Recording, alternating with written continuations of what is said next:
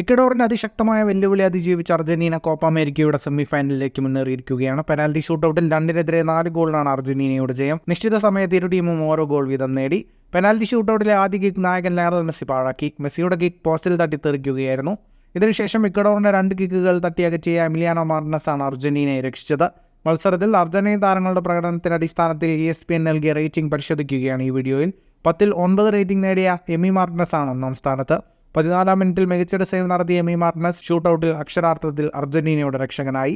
ഇതേസമയം നായകൻ ലയണൽ മെസ്സിക്ക് വെറും 5 പോയിന്റ് മാത്രമാണ് ESPN നൽകിയിരിക്കുന്നത്. മത്സരത്തിൽ കാര്യമായ സ്വാധീനം ചെലുത്താൻ കഴിയാതിരുന്ന മെസ്സി 32 തവണ മാത്രമാണ് ആകെ പന്ത് ടച്ച് ചെയ്തത്.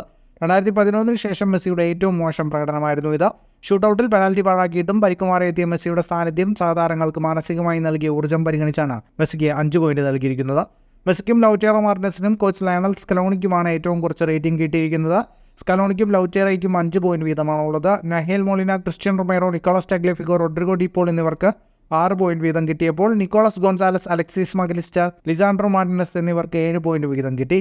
എൻസോ ഫെർണാണ്ടസിന് ESPN നൽകിയിരിക്കുന്നത് 5 പോയിന്റാണ്. പകരക്കാരനായി ഇറങ്ങിയ ജൂലിയൻ അൽവാറസിന് 6 പോയിന്റ് നൽകിയിട്ടുണ്ട്. ഫുട്ബോൾ ലോകത്തെ കൂടുതൽ വാർത്തകൾക്കും വിശേഷങ്ങൾക്കുമായി സ്പോർട്സ് കഫേ ഇപ്പോൾ തന്നെ സബ്സ്ക്രൈബ് ചെയ്യുക.